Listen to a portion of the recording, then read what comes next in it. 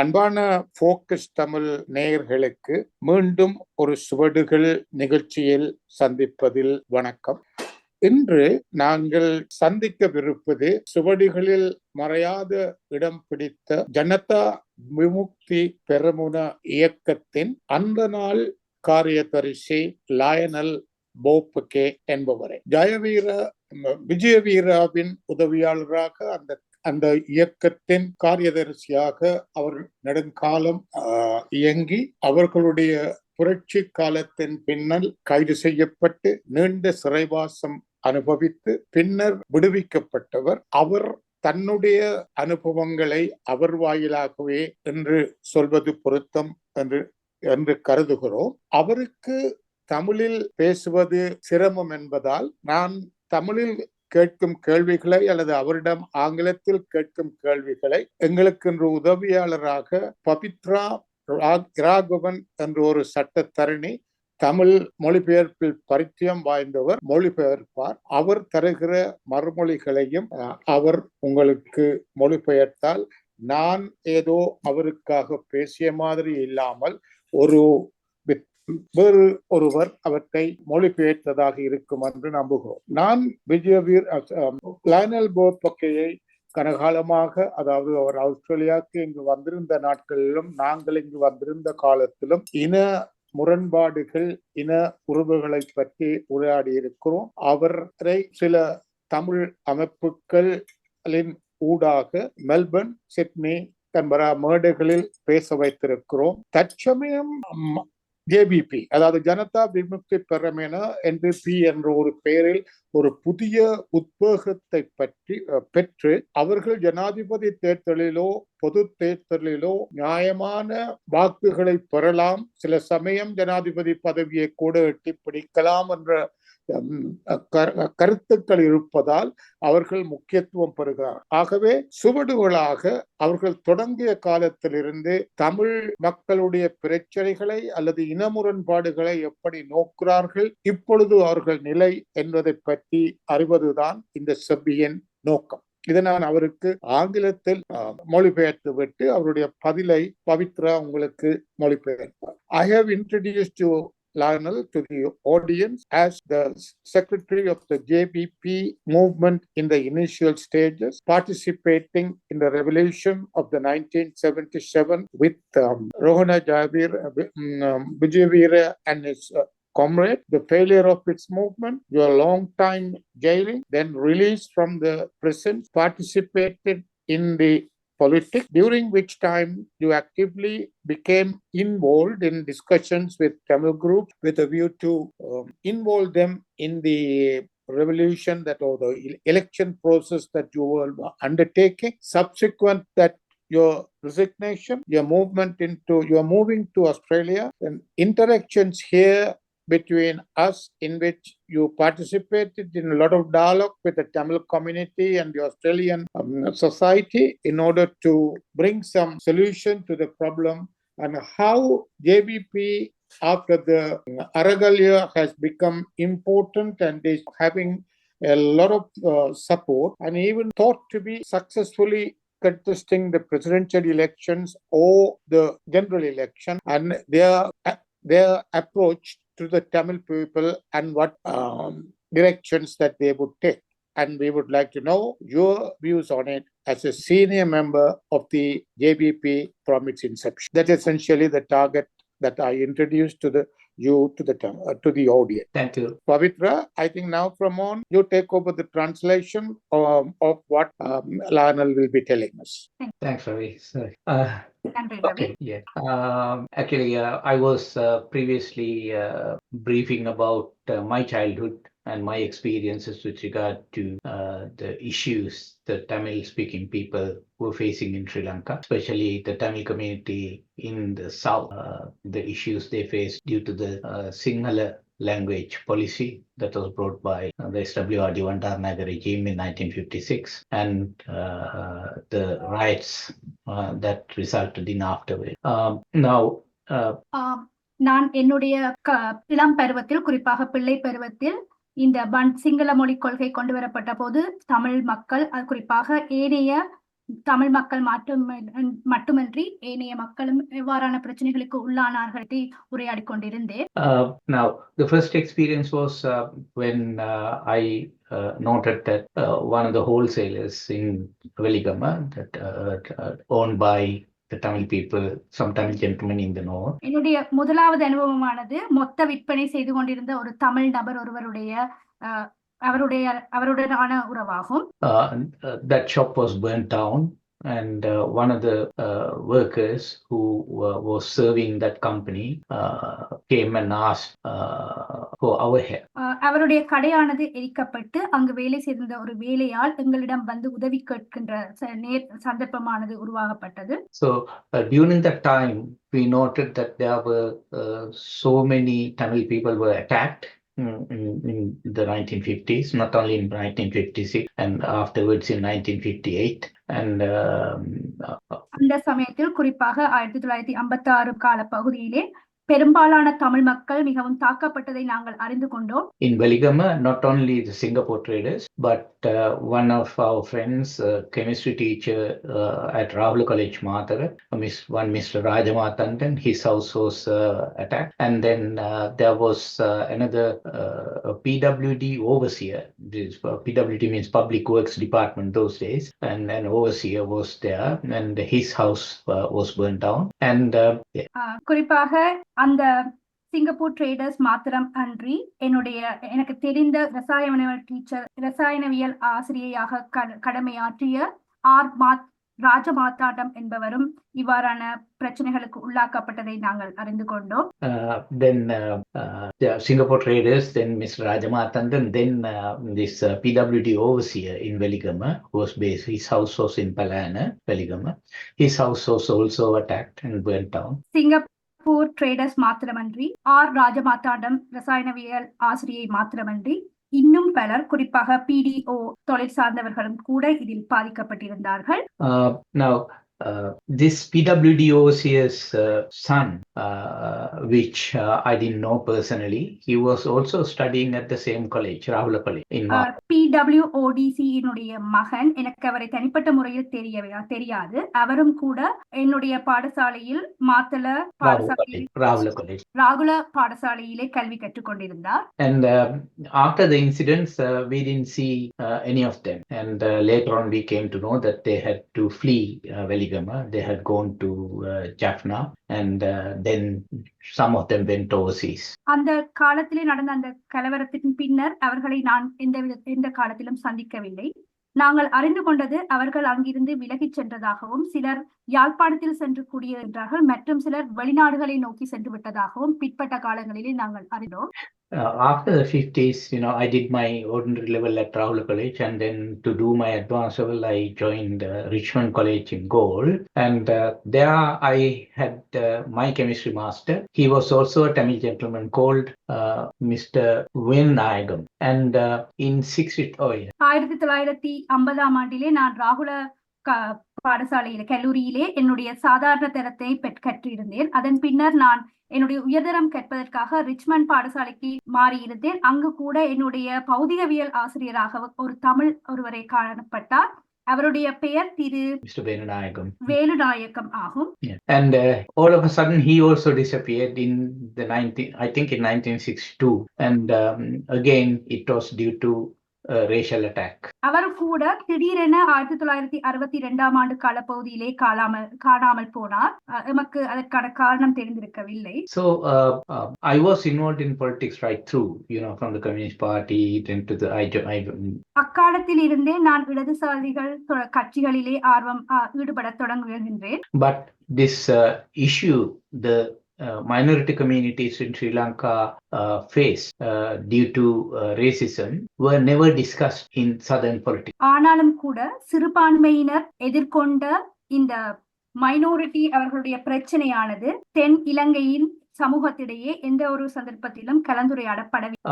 When I joined the JVP, that was in 1968, while I was studying at the engineering faculty of Peradeniya University. 1968 ஆண்டிலே நான் JVPயில் இணைந்து கொண்ட போது நான் பேராதனியாவில் கல்லூரியிலே நான் கற்றுக்கொண்டிருந்தேன். குறிப்பாக பொறியியல் கற்றேன். The JVP also didn't have any understanding with regard to what the Tamil community or other non-Majoritarian communities face. JVP கட்சியினர் கூட சிறுபான்மையினரான தமிழர்கள் மற்றும் ஏனைய சிறுபான்மையினர் எவ்வாறான பிரச்சனைகளை எதிர்கொண்டிருந்தார்கள் என்பது தொடர்பாக பூரணமாக அறிந்திருக்கவில்லை என்றுதான் சொல்ல வேண்டும். I would like to ask an interposed question here. Yeah. Now, we are talking about the period after 1958 until you are joining the university and becoming a member of the JVP. But the question essentially is, later in your role, the national question takes import. For convenience of the readers, I'll translate. அதாவது இதுவரை நீங்கள் சொன்ன சம்பவங்களில் 1956 இருந்து 62 வரையில் பின்னர் நீங்கள் பர்தானியா யூனிவர்சிட்டியில் கற்பு கற்று ஜேவிபியுடன் இணையும் வரை அதன் பின்னர் the national question, அதாவது தேசிய பிரச்சனை என்ற ஒரு கருத்து மும்முரம் பெறுகிறது.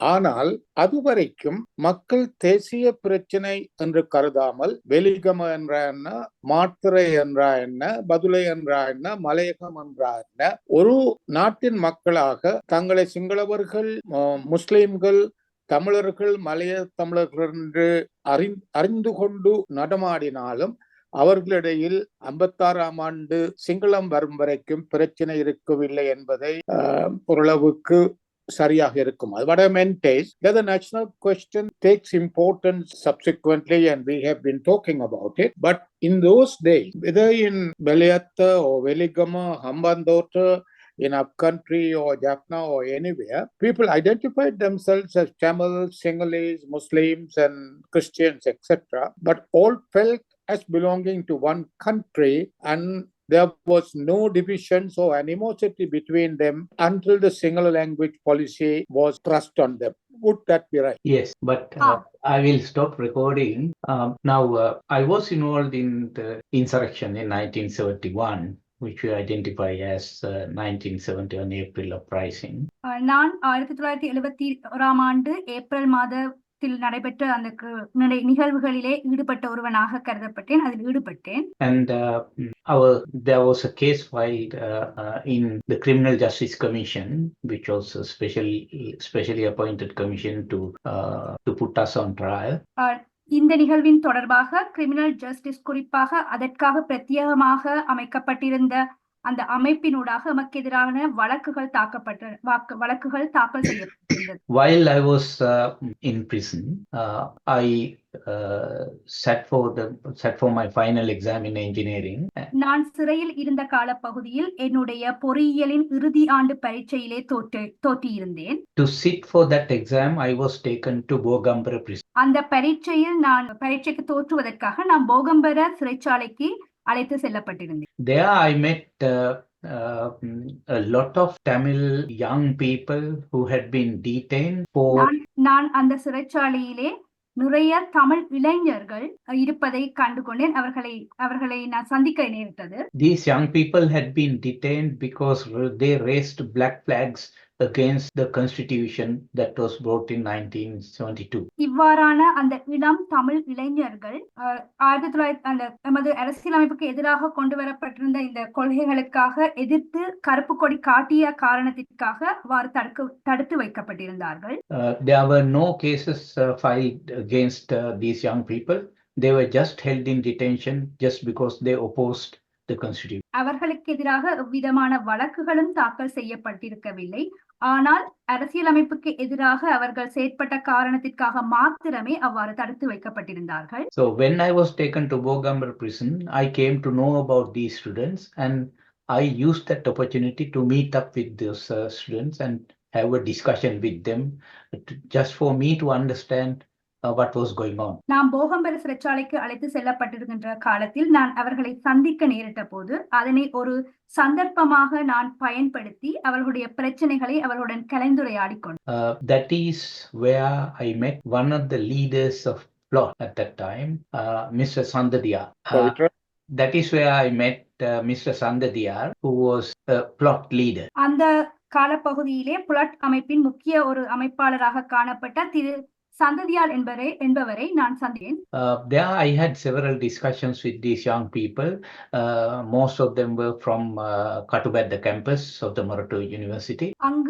அங்கு காணப்பட்ட தடுத்து வைக்கப்பட்டிருந்த இளைஞர்களுடன் நான் உரையாடல்களை மேற்கொண்டிருந்தேன். குறிப்பாக அதிலே பெரும்பாலானவர்கள் கொழும்பு கட்டுப்பத்த பொறியியல் பீடத்தை அல்லது கட்டுப்பத்த பல்கலைக்கழகத்தில் இருந்து வந்தவர்களாக காணப்பட்டார்கள். Through those discussions I came to understand the issues the Tamil people in Sri Lanka were faced. அவ்வாறான உரையாடல்களின் மூலமாக இலங்கையிலே வாழுகின்ற தமிழ் மக்கள் எதிர்நோக்குகின்ற பிரச்சனைகளை நான் இனம் கண்டேன். I was taken back to Magazine prison in Colombo. நான் மேகசின் சிறைச்சாலைக்கு மீண்டும் அழைத்து செல்லப்பட்டிருந்தேன். There I explained the experiences I had in Bogambara prison. அங்கு நான் சென்றிருந்த போது போகம்பர சிறைச்சாலையிலே எனக்கு கிடைத்த அனுபவங்களை நான் அவர்களுடன் பகிர்ந்திருந்தேன். With Comrade Rohana Vijay. அங்குதான் நான் விஜயவீர என்பவரையும் சந்தித்தேன். At that time we were also developing the policy declaration of the JVP. This was in 1972-73 period. அங்கு நாங்கள் ஜேவிபியினுடைய கொள்கைகளை மீள புனரமைத்துக் கொண்டிருந்தோம். குறிப்பாக 1972-73 ஆண்டு காலப்பகுதி. Both of us agreed that we should explore the issues that the Tamil people are faced with. நாங்கள் இருவரும் தமிழ் மக்கள் எதிர்நோக்குகின்ற பிரச்சனைகளை அடையாளம் கண்டுகொள்ள வேண்டும் என்பதில் இணக்கம் கண்டு. And I was given the task of studying the whole question. So அதற்காக நான் அவ்வாறான கேள்விகளை அந்த பிரச்சனைகளை இனங்கண்டு கொள்ள வேண்டும் என்கின்ற ஒரு வேலையானது அல்லது அந்த வகையான ஒரு தேவைப்பாடினை என்னிடம் ஒப்படைக்கப்பட்டிருந்தது.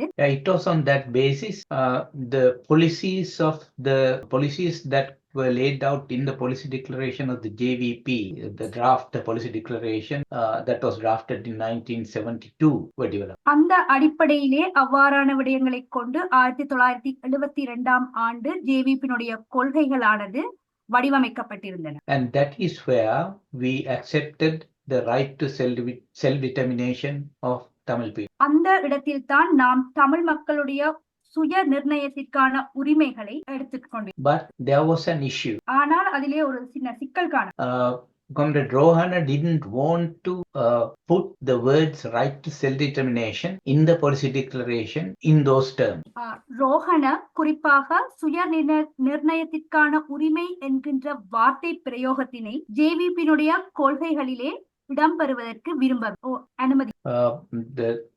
The issue was that if we put the wording right to self-determination in the policy declaration, that may give rise to certain problems, and instead of putting down the words, we'll explain that as in other terms. சொல்லப்போனால் சுய நிர்ணயத்திற்கான உரிமை என்கின்ற பதத்தினை கொள்கை விடயங்களிலே நாங்கள் உபயோகிப்போமாக இருந்தால் அது பல்வேறு வகையான பிரச்சனைகளை கொண்டு வரும் என்கின்ற காரணத்தினால் அந்த பதத்தினை உபயோகிக்காது அதனை விளங்கப்படுத்துகின்ற விதத்தில் நாங்கள் அதிலே உள்வாங்கியிருந்தோம். So we use the terminology to say that autocratic separation as well as autocratic unison, keeping people together by force will be opposed.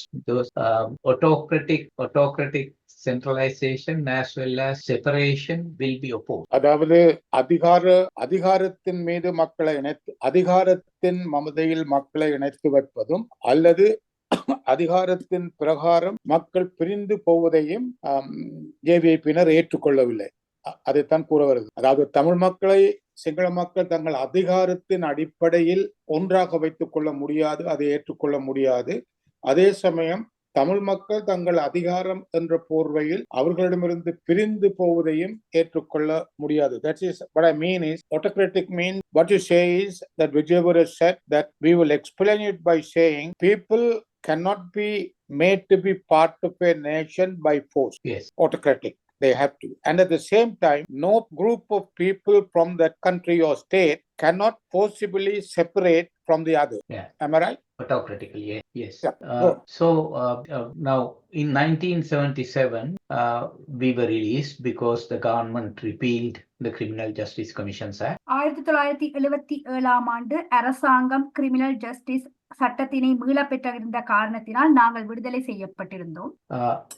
Since we were released, we carried out a campaign, public campaign throughout Sri Lanka, except in the north and east to that extent.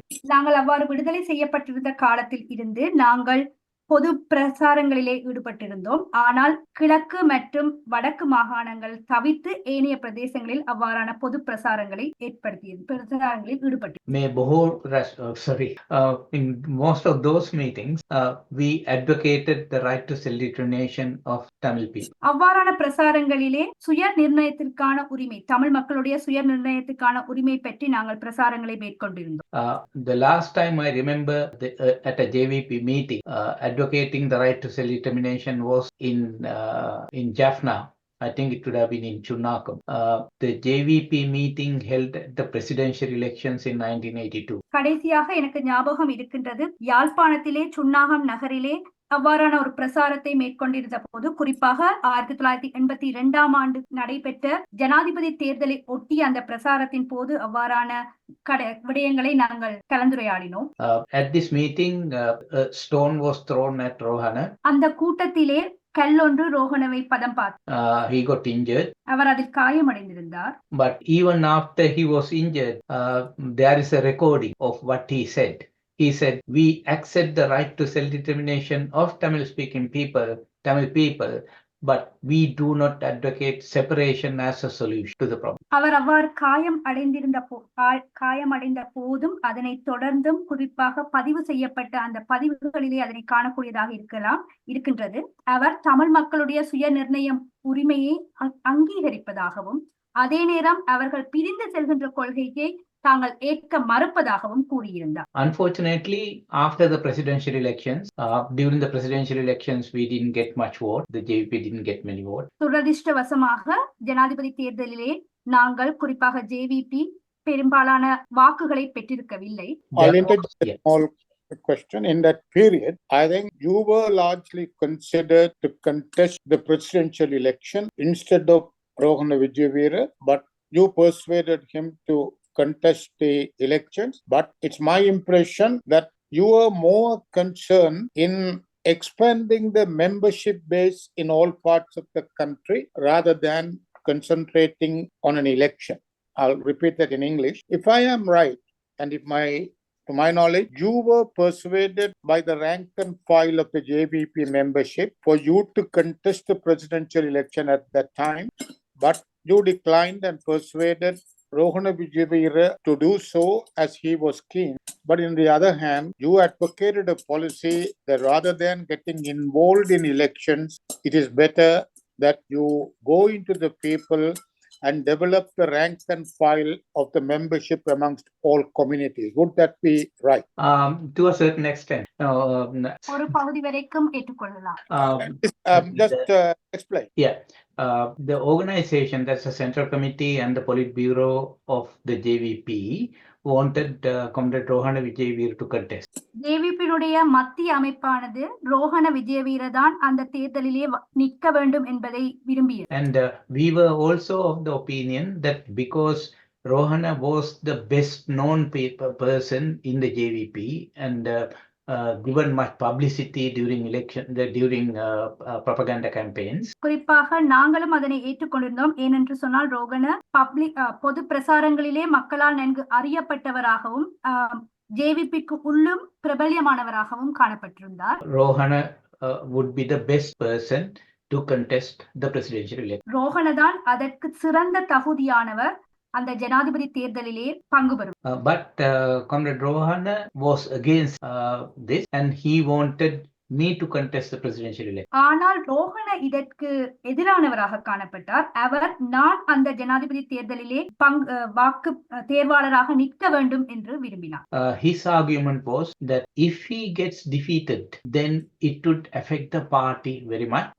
அவருடைய வாதம் என்னவென்றால், ஒருவேளை நாங்கள் அந்த தேர்தலிலே தோற்கடிக்கப்படுவோமாக இருந்தால் அது கட்சியினை மிகவும் பாதிக்கும் என்று நினைத்தார். But my argument was to get the maximum number of votes for the JVP, the best thing is for Comrade Rohana to contest. ஆனால் என்னுடைய வாதம் எதுவாக இருந்ததென்றால் ஜேவிபி அதிகளவான வாக்குகளை பெற வேண்டும் என்கின்ற காரணத்தினால் ரோஹணதான் அந்த தேர்தலிலே நிற்க வேண்டும் என்று நான் To take a decision, we hold a special session of special congress of the JVP in Kandy. அது தொடர்பான முடிவுகளை எடுப்பதற்காக நாங்கள் கண்டியிலே விசேஷமான ஒரு குழு ஆலோசனையை It was at this congress, the congress decided that Comrade Rohana should be the candidate. அதன் அடிப்படையிலே ரோஹணதான் அந்த தேர்தலில் தேர்வாளராக நிற்க வேண்டும் என்பதனை காங்கிரஸ் முடிவு செய்தது. What I was trying to explain was that the situation became much problematic after the presidential elections because we didn't get many votes. நான் இங்கே என்ன சொல்ல வருகின்றேன் என்றால் ஜனாதிபதி தேர்தலுக்கு பின்னர்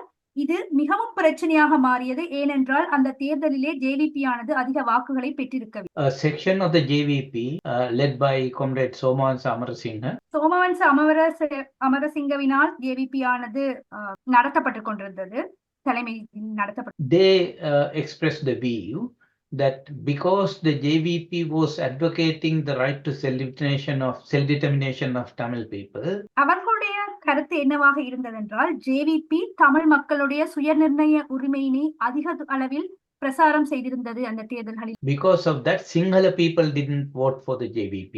அந்த காரணத்தினால் சிங்கள மக்கள் ஜேவிபிக்கு தமது வாக்குகளை அளித்திருக்கவில்லை. On the other hand, the Tamil people also didn't vote for the JVP. மறுபக்கம் தமிழ் மக்கள் கூட ஜேவிபிக்கு வாக்குகளை அளித்தனர். Now this situation became pretty bad. இந்த சந்தர்ப்பமானது அல்லது இந்த சூழ்நிலையானது இன்னும் மோசமடைந்தது. But at the same time, a section of the governing party, the United National Party, was carrying out a racist campaign throughout the island. அதே சந்தர்ப்பத்தில் ஐக்கிய தேசிய கட்சியானது இனத்துவசம் மிகுந்த பிரசாரங்களை கொண்டு நடந்த காலம். This was led by Sri Lanka, Gamini Disanayaka and some other leaders of the JVP. And இவ்வாறான பிரசாரங்கள் சிறி methyl மற்றும் காமினி திசாநாயக்கவினால் மேற்கொள்ளப்பட்டது.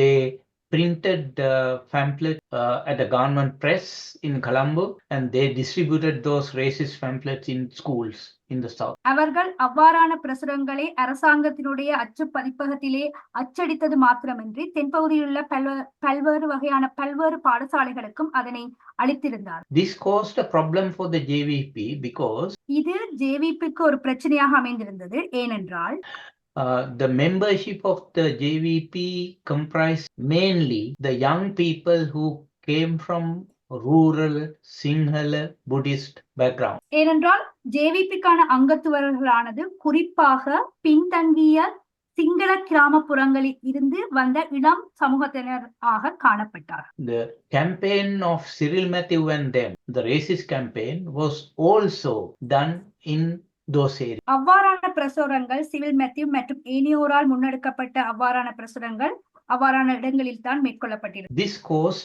a problem for the JVP, and that is why I think Rohana changed his political line and started rejecting the principle of right to self-determination. நான் நினைக்கிறேன் இவ்வாறான பிரசுரங்களின் காரணமாகத்தான் இவ்வாறான நிலைமை ஜேவிபிக்கு ஏற்பட்டதனால் ரோஹண தமிழ் மக்களுடைய இந்த சுய நிர்ணயத்தினை அவர் ஏற்றுக்கொள்ளவில்லை. And during that time, I'm speaking about the early part of 1983.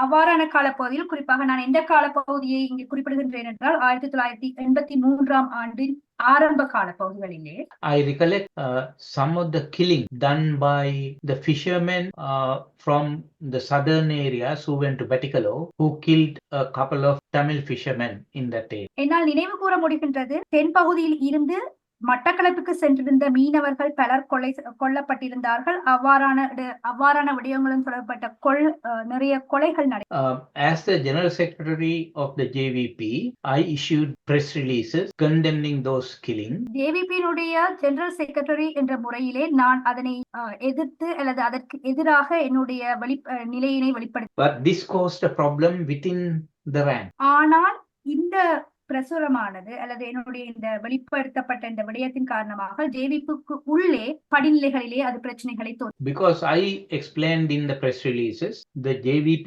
policy towards this issue, which we thought would address the problems of the Tamil people. நான் அந்த பிரசுரங்களிலே என்ன குறிப்பிட்டிருக்கின்றேன் என்றால் ஜேவிபியினுடைய இவ்வாறான கொள்கைகள் தமிழ் மக்களுடைய பிரச்சனைகளை வெளிப்படுத்துகின்றதாக இருக்கும் என்று நான் அதிலே குறிப்பிட்டேன். At the Politburo, there was a discussion and they said that I cannot advocate the right to self-determination anymore. அதனைத் தொடர்ந்து நடந்த கலந்துரையாடல்களே நான் இதற்கு மேல் இவ்வாறான சுய நிர்ணயத்தினுடைய உரிமைகளை பிரசுரம் செய்யக்கூடாது என்று முடிவெடுக்கப்பட்டது.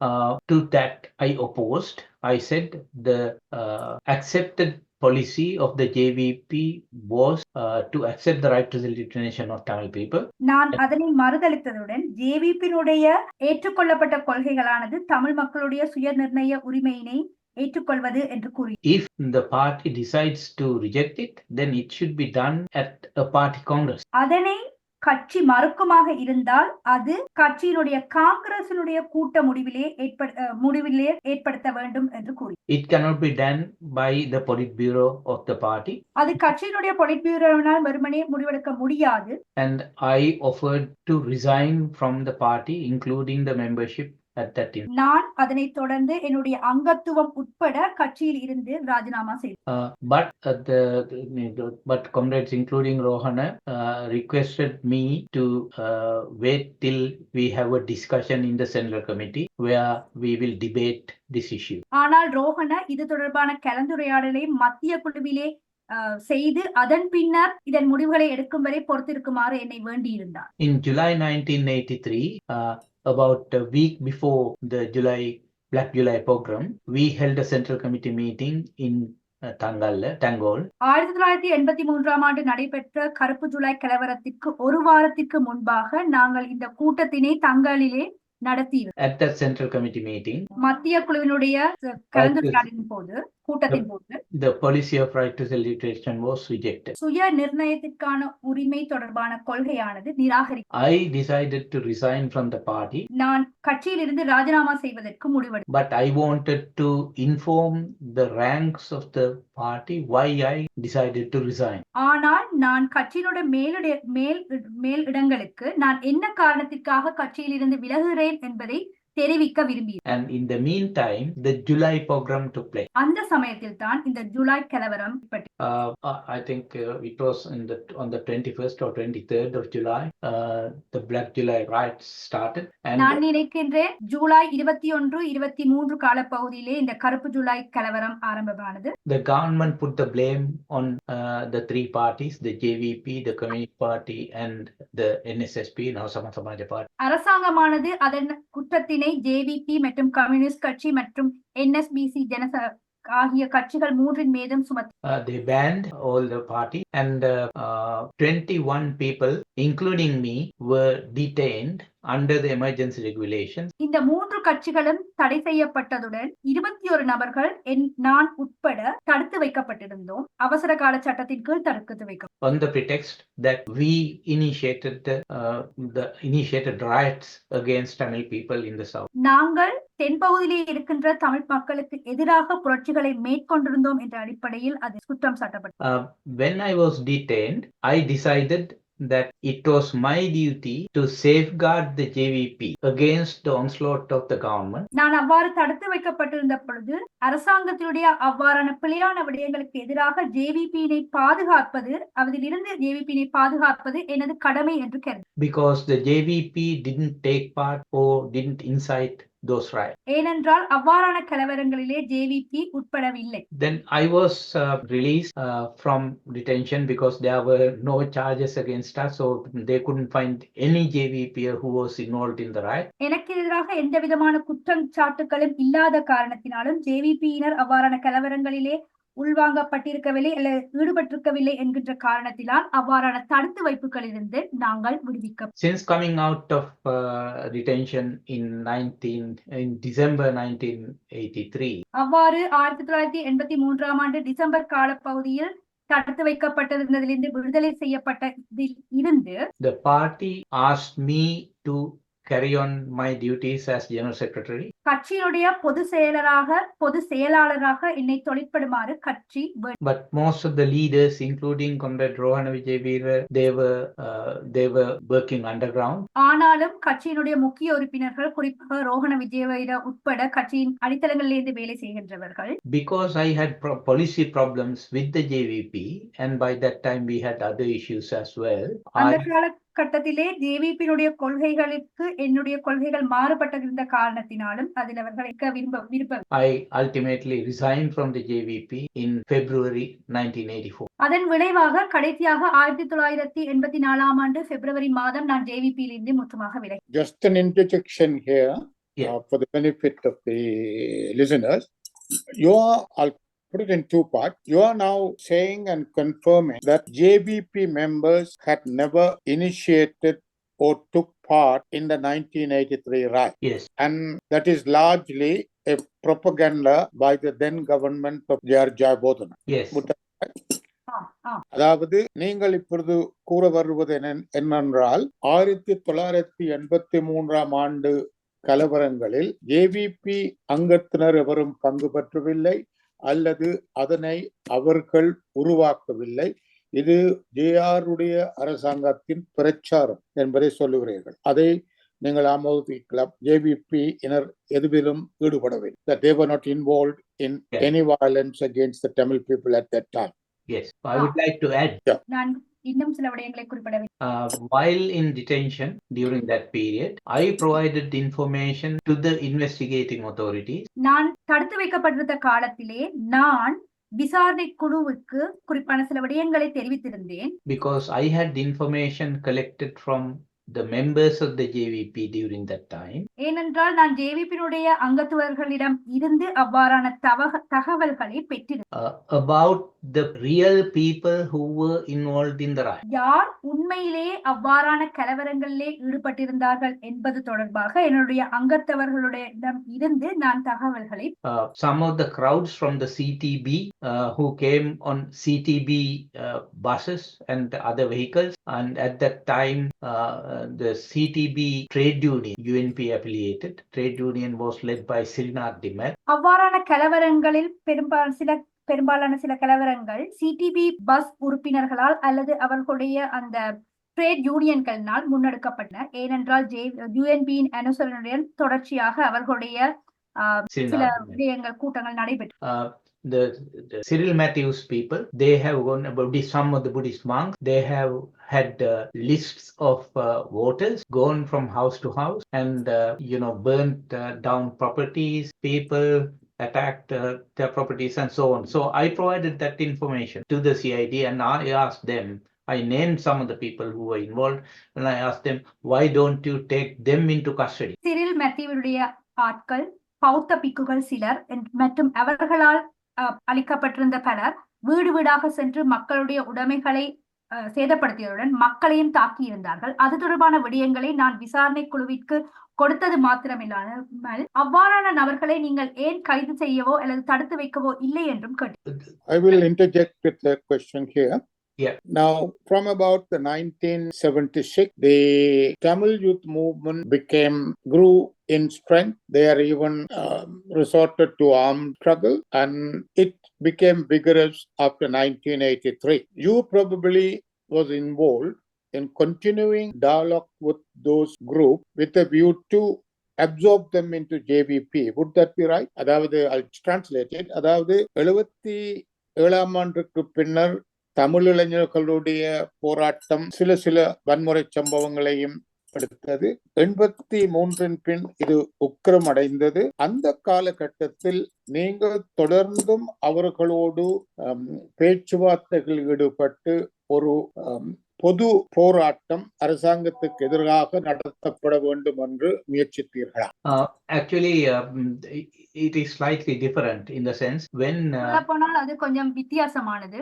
When we were released from prison in 1977, November 1977, I was given the task of working among the Tamil-speaking communities, that's Tamil people and Muslim people, in the north and east. நான் சிறையிலிருந்து விடுவிக்கப்பட்ட போது, குறிப்பாக 1977 நவம்பர் மாத காலப்பகுதியிலே எனக்கு கொடுக்கப்பட்டிருந்த வேலையானது தமிழ் மற்றும் முஸ்லிம் மக்களுடன் சேர்ந்து வேலை செய்வதாக, அவர்கள் தொடர்பான விடயங்களை அறிவதாக. During my interactions with the Tamil people in the north especially, I came across many organizations who had become militant by that time, like Eros and so on. நான் அவ்வாறு தமிழ் மக்களுடன் இணைந்து செயற்பட்ட காலப்பகுதியிலே நான் தெரிந்து கொண்டிருந்தேன் பல குழுக்கள், குறிப்பாக ஈரோஸ் உட்பட பல குழுக்கள் அவ்வாறான செயல்களிலே ஈடுபட்டிருந்தார். As a result of these discussions, I proposed to the Central Committee of the JVP to have discussions with Tamil militant groups so that we could convince them of the importance of working together against the system. அதனைத் தொடர்ந்து நான் JVP-னுடைய மத்திய குழுவுக்கு ஒரு அறிக்கையை சமர்ப்பித்தேன். அந்த அறிக்கையிலேயே நாங்கள் ஆயுதம் தாங்கிய தமிழ் மக்களுடைய பிரதிநிதிகளுடன் கலந்துரையாடுவதன் மூலம் இந்த அமைப்பிலே காணப்படுகின்ற, அதாவது அரசியல் அமைப்பிலே காணப்படுகின்ற குறைகளை நிவர்த்தி செய்யலாம் என்று அந்த அறிக்கையில் குறிப்பிட்டார். But that proposal was rejected by the Central Committee on the grounds that if we start discussions with Tamil militant groups, then that will lead to repression of the JVP by the state. ஆனால் அந்த அறிக்கையானது மத்திய குழுவினால் நிராகரிக்கப்பட்டிருந்தது. குறிப்பாக ஆயுத போராளிகளுடன் நாங்கள் பேச்சுவார்த்தைகளிலே ஈடுபடுவோமாக இருந்தால் அது JVP மக்கள் நிராகரிப்பதற்கான காரணமாக அமைந்துவிடும் என்று அவர்கள் கருதியிருந்தார். As Ravi said correctly, it was after July 1983 program that especially the LTTE became strong, because most of the Tamil young people who fled the south, they joined hands with the LTTE. Ravi ஏற்கனவே குறிப்பிட்டிருந்ததை நான் ஏற்றுக்கொள்கிறேன். குறிப்பாக 1983 ஜூலை கலவரத்தின் பின்னர் தமிழ் மக்களுடைய ஆயுத குழுக்களானது வலுவடைந்ததை நாங்கள் காணக்கூடியதாக இருந்தது. தென்பகுதி இளைஞர்களும் அதில் இணைந்து. At the same time, the government abolished the leadership of the opposition at that time, I think led by Mr. Amir Stelingam, and நான் நினைக்கின்றேன் அந்த காலப்பகுதியிலேயே அரசாங்கம் எதிர்கட்சியினுடைய தலைமை அல்லது எதிர்கட்சியினை இல்லாதொழித்திருந்தது. குறிப்பாக அமிர்தலிங்கத்தினுடைய தலைமையில் இருந்த அந்த எதிர்கட்சி. Because the government proscribed, or rather they didn't want any member of parliament to advocate separation, and if they advocated, then they will lose the representation in the parliament. இதற்கான பிரதான காரணம் என்னவென்றால், பாராளுமன்றத்திலே சுய நிர்ணய கொள்கைகளை ஏதேனும் கட்சியினர் தொடர்ந்து பேசுவார்களாக இருந்தால் அது அரசாங்கத்தினுடைய பிரதிநிதித்துவத்தை பாதிக்கும் என்ற அடிப்படையில் தான் இவ்வாறான இந்த அழிப்பு அல்லது இந்த எதிர்க்கட்சி இல்லாமல் செய்திருந்தார்கள் அரசாங்கம். So it was the government itself who pushed the Tamil young people, at least those who were advocating the parliamentary method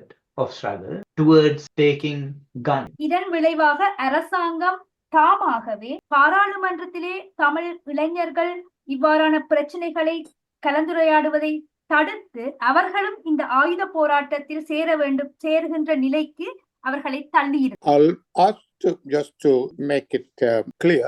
Say after the 1983 period when the TULF was forced to take refuge in India, do you agree that the JVP movement became very anti-Indian as well as anti-Tamil, and hardcore policies was advocated, so much so when the Indian Accord was made by JR and implemented, JVP led the revolt against it. அதாவது நீங்கள் ஒத்துக்கொள்ளுகிறீர்களா? உங்களுடைய கருத்து என்ன? 1983 பின்னர் எதிர்க்கட்சி தலைவர்கள் அமிர்தலிங்கம், தமிழ் விடுதலை கூட்டணியினர் இந்தியாவிற்கு அடைக்கலம் தேடி சென்ற பிறகு JVP அமைப்பு தான் முக்கியமாக இந்தியாவுக்கு எதிரான ஒரு கொள்கைப்பாட்டையும் தமிழ் மக்களுக்கு எதிரான ஒரு நிலைப்பாட்டையும் எடுத்து அவர்களுடைய நாடு பறிபோகிறது என்ற கோஷத்தில் 87ஆம் ஆண்டு ஒப்பந்தம் ஏற்பட்டதன் பின் அவர்கள்தான் அதற்கு எதிராக மும்முரமாக போராடினார்கள். Again, sort of there is a difference. மீண்டும் அந்த இடத்திலிருந்து சற்று வித்தியாசமான மறுபடி காணப்படுகின்றது. Until 1971, one of the political classes conducted by the JVP was titled Indian Expansion. 1971 காலப்பகுதி வரை JVP-னுடைய ஒரு கொள்கையாக காணப்பட்டது இந்திய விஸ்தரிப்பு தொடர்பானதா. That the concept of Indian expansionism was advocated by the Communist Party of China. இந்திய Expansion. விரிவாக்கம் கம்யூனிஸ்ட் கட்சியினுடைய Chinese Communist Party advocated. Chinese Communist Party advocated Indian expansion, and that is from where we got it. Chinese communist கட்சி இந்திய விரிவாக்கம் தொடர்பாக பிரசாரங்களை மேற்கொண்டது. It was not a racist or anti-Indian sort of a concept. It was more anti-Indian capitalist class. இது இனத்துவசமோ அல்லது இந்தியாவுக்கு எதிரானதோ என்பதை விட முதலாளித்துவத்துக்கு எதிரான கொள்கை என்றுதான் சொல்லும். But when we conducted this class, there were allegations that some of the people, some of the cadres, some of the activists of the JVP conducted it in such a way that it was advocating against Tamil plantation workers in Sri Lanka. இவ்வாறான முதலாளித்துவத்துக்கு எதிரான பிரசாரங்களை JVP-யோட சிலர் தமிழ் மக்களுடைய கொள்கைகளுக்கு எதிரானதாக கையாண்டி. Not only that, I think Rohana Vijayavira even advocated that the large amount of Sinhalese people's monies were being spent in the Tamil Thosakades, and therefore those Thosakades need to be closed for the nation to prosper. அதாவது ரோஹண விஜயவீர கூட பல சமயங்களில் சிங்கள மக்களினுடைய வருவாய்கள் தமிழ் தோசை கடைகளில் பெருமளவில் செலவு செய்யப்படுவதால் இவைகளில் இருந்து அவர்கள் விலத்திக் கொள்ள வேண்டும், நாடு மூழ்கி வருவதற்கென்று சொன்னதாக சம்பவங்கள் உண்டு. இவைகளை பற்றி என்ன நினைக்கிறீர்கள்? I definitely know that there was no such a thing from until 1971 when we conducted the class Indian expansionism. Yeah, not in 71 but later.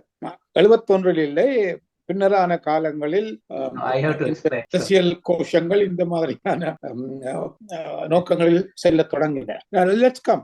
87ஆம் ஆண்டு I reject what you said, Ravi. நான் ரவி நீங்கள் சொன்ன அந்த விடயத்தை மறுதலிக்கிறேன். I accept it, but then there are well, let me explain. Now I met Soman Samarasinghe for the last time. It would have been 1986 in Colombo. நான் இது தொடர்பாக விளங்கப்படுத்த விரும்புகிறேன். 1986ஆம் ஆண்டிலே கடைசியாக நான் சோமன அமரவசேகரவை சந்தித்திருந்த போது Somasa Amarasinghe was one of the leaders who were carrying out the strong nationalist campaign against the LTT. Somawansa Amarasinghe தான் குறிப்பாக LTTக்கு எதிராக தேசியவாதத்தை மிகவும் முக்கியமாக பிரசாரம் செய்து கொண்டிருந்தார். When we met, I invited Soman Samarasinghe, and with Soman Samarasinghe was the former MP, Matara MP Janadasa Kitulegada of the JVP. All three of us went to Thosekade in Kolpiti, and we had Those. நாங்கள் சோமன் அமரசிங்க, நான் மற்றும் ஜனதாச கித்துலேகோட மூன்று பேரும் கொள்ளுப்பிட்டியில் இருந்த தோசை கடையில் தான் அந்த கலந்துரையாடையை மேற்கொண்டிருந்தோம் என்பதை நான் இதில் சொல்ல விரும்புகிறேன். Thank you for the correction, but there is some record. It is just misinformation. Let's concentrate now more the role of the JVP just after the accord. அதாவது ஒப்பந்தத்தின் பின்னரான JVP-யின் நடவடிக்கைகளை பற்றி உங்களால் விளக்க முடியும். The JVP rejected the right to self-determination starting from 1984, and then 1984ஆம் ஆண்டு ஆரம்பத்தில் இருந்தே சுய நிர்ணயத்திற்கான உரிமையை JVP நிராகரித்தது. In the south, many organizations including the JVP opposed the violent activities conducted by the LTTE in the south of Sri Lanka. JVP உட்பட பல கட்சிகள் விடுதலை புலிகளினால் இலங்கையின் தெற்கு பகுதியில் நடத்தப்பட்டிருந்த தாக்குதல்களை கண்டித்து. Because in Colombo, say for example, I was living in Piliyandala area, and in those areas there were bombs placed in normal buses, and there were explosions. I know the same thing happened against the Tamil people. The army and the other people used those sort of tactics to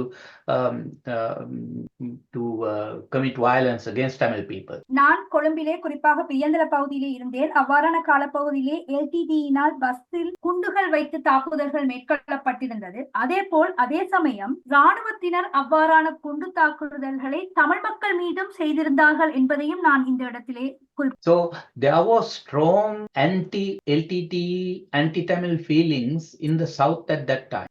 At that time, when there were bombs exploding in buses and so on in the south, there were strong anti-LTTE and anti-Tamil feelings among the people. இலங்கையின் தெற்கு பகுதியிலே அவ்வாறான தாக்குதல்கள், பஸ்களிலே குண்டுகள் வைத்து தாக்கப்பட்டிருந்த தாக்குதல்கள் நடத்தப்பட்டிருந்த காலப்பகுதியிலே தெற்கு மக்கள் விடுதலை புலிகளினை விருப்பப்படாதவர்களாக அல்லது அவர்களுடைய காழ்ப்பு தமிழ் மக்கள் மீதும்.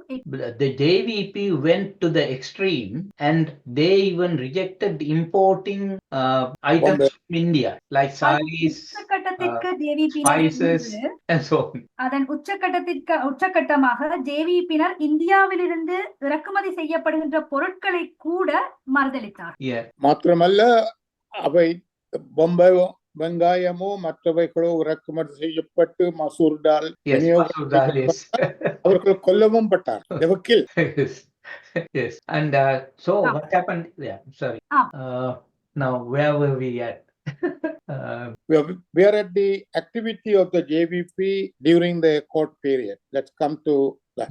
Yes. Okay. The JVP used the JVP advocated strong opposition against Indo-Sri Lanka Accord on the ground that it was imposed upon Sri Lanka without any consultation with the people of Sri Lanka. இந்தோ-ஸ்ரீ Lanka ஒப்பந்தத்திற்கு JVP கடும் எதிர்ப்பினை தெரிவித்திருந்தது. ஏனென்றால் அந்த ஒப்பந்தமானது மக்களுடன் கலந்துரையாடப்படாமல் ஏற்படுத்தப்பட்டிருந்த ஒரு ஒப்பந்தமாகும். On the other hand, there was the interpretation that Indian peacekeeping forces were to be brought to Sri Lanka at the request of J.R. Jayawardena, and for that purpose they designed Indo-Lanka Accord. இன்னொரு விதமாக சொல்வதாக இருந்தால் JR. ஜெயவர்தனுடைய வேண்டுகோளின் பிரகாரம் இந்திய அமைதிப்படைகள் வந்திருந்ததாகவும் அதன் அடிப்படையிலே இந்த ஒப்பந்தம் ஏற்பட்டதாகவும் கருதி. J.R. Jayawardena's request to bring Indian peacekeeping forces at the request of Rajiv Gandhi, of course, was to divert Sri Lankan armed forces to the south of Sri Lanka so that they could use those armed forces against the JVP. ஏனென்றால் ராஜீவ் காந்தியுடன் வேண்டிக் கொண்டதன் அடிப்படையில் JR. Jayawardene இந்தியாவிலிருந்து இந்திய படைகளை அங்கு கொண்டிருந்தார். இதன் மூலம் இலங்கை படைகள் இலங்கையின் தென் சமூகத்தினுடைய ஆதிக்கத்துக்கு எதிராக ஜேவிபியினுடைய ஆதிக்கத்துக்கு எதிராக நடவடிக்கைகளை எடுக்க முடியும் என்பது. Again, there was the interpretation that the struggle for a separate state was funded by the Indian government. மேலும் பிரிந்து செல்கின்ற அரசானது இந்திய அரசாங்கத்தினால் தொடர்ச்சியாக ஆதரிக்கப்பட்டதாக நம்பப்பட்டது. Now my opposition to the stand taken by the JVP at that time was on the ground that the militant organizations in the north were fighting for the rights of the Tamil people to live with dignity as a people, and as leftists we have to recognize that and support them. என்னுடைய நிலைப்பாடு என்னவாக இருந்ததென்றால் வடக்கிலே நடைபெற்ற போராட்டங்களானது தமிழ் மக்களுடைய உரிமை, அவர்களுடைய சுயநிர்ணயத்துக்கான போராட்டமாக காணப்பட்டது என்றும் அந்த வகையிலே ஜேவிபி இடதுசாரி கட்சி என்ற அடிப்படையில் அதனை ஆதரிக்க வேண்டும் என்றும் நான் நம்பி. I have to again stop recording. I think we need to come to the current. Yes, I'll run through one or two questions in order to be relevant to the current situation. Okay. I don't know whether you played any role as a key JVP supporter or enthusiast. Tamil people have a lot of grievance that it is the JVP who went about to file the action in the court to divide the United Northern and Eastern Province Council. I'll ask that in Tamil. நீங்கள் அந்த காலகட்டத்தில் முக்கியமான JVP ஆதரவாளராக அல்லது புத்திமானாக ஏதாவது பங்கு வகித்தீர்களோ தெரியாது. தமிழ் மக்களுக்கு ஆதங்கங்களும் கோபங்களும் உண்டு. JVP தான் வடகிழக்கு மாகாண இணைப்பை துண்டிப்பதற்காக நீதிமன்றத்துக்கு சென்றது. Did you have any role in the decision? No. Because I left the JVP in 1984, and this happened afterward. Now, இல்லை, இது தொடர்பாக என்னுடைய இந்த விதமான இடமும் நான் இதிலே பங்குகட்டிலே. நான் 1984 ஆண்டிலே ஜேவிபியில் இருந்து விலகியது. இது அதற்கு பின்னர் கால பகுதியில் நடைபெற்றது. the anti-LTT JVP agenda was driven by the fact that the LTT, they believed that the LTT was acting as the agent of India and the Western powers to divide the country. I know that that's no basis, but that was what they were believing. And the LTT was opposed to India and Indian விடுதலை புலிகள் கூட இந்திய ஒப்பந்தத்துக்கும் மாகாண சபை அமைப்புகளுக்கும் எதிரான.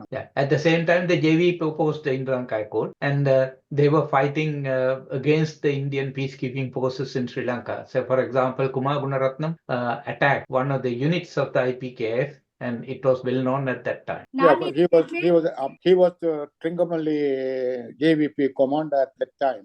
Yes, leading tactics against the JVP. அதாவது குமார் குணரட்னம் தான் திருகோணமலை JVP-யின் அமைப்பாளராக முக்கியமான இந்திய எதிர்ப்பு நடவடிக்கைகளை மேற்கொண்டார் என்பது தெரிந்தது.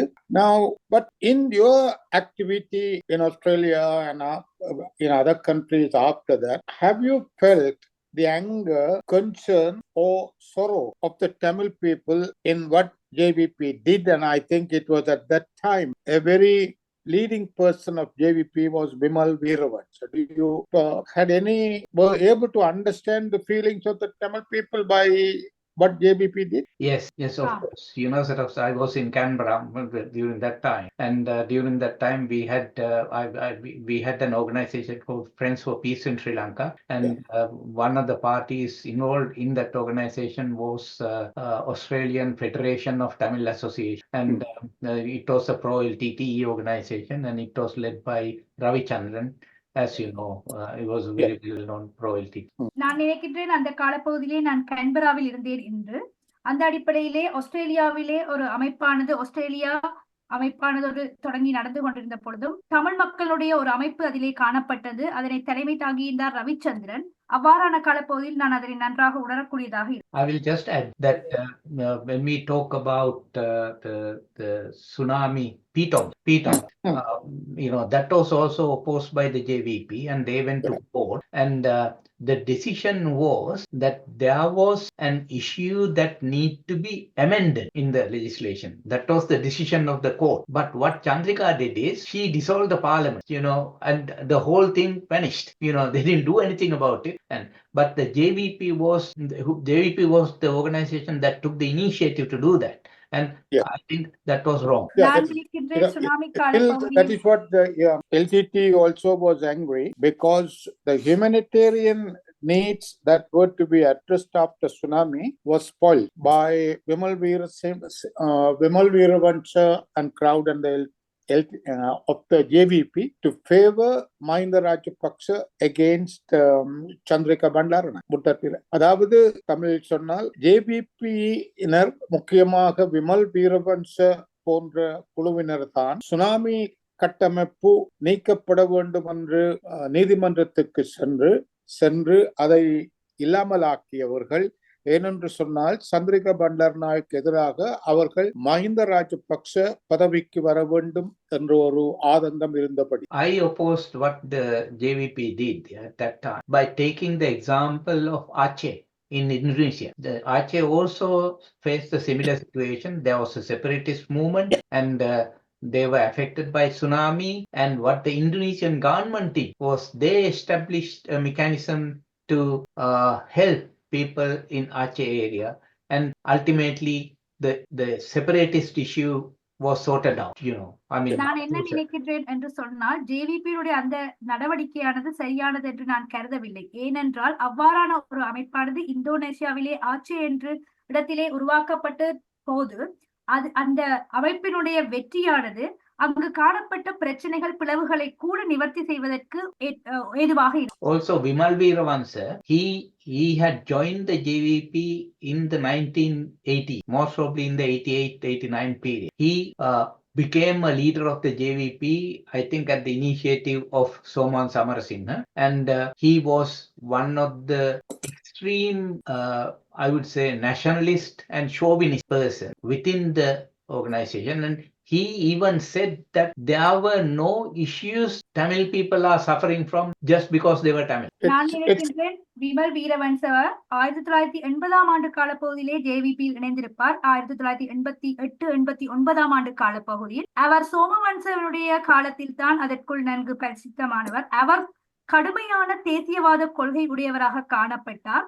அவர் கூட ஏற்றுக்கொண்டிருந்தால் தமிழ் மக்கள் வெறுமனே தமிழ் மக்கள் என்ற காரணத்தினால் பல்வேறு வகையான பிரச்சனைகளுக்கும் அல்லது பாதிப்புக்கும் உள்ளாகின்றார்கள். And it is also politics that Somavansa Veeravansa was later protected by India, who assisted him in securing asylum in UK. அதாவது இந்த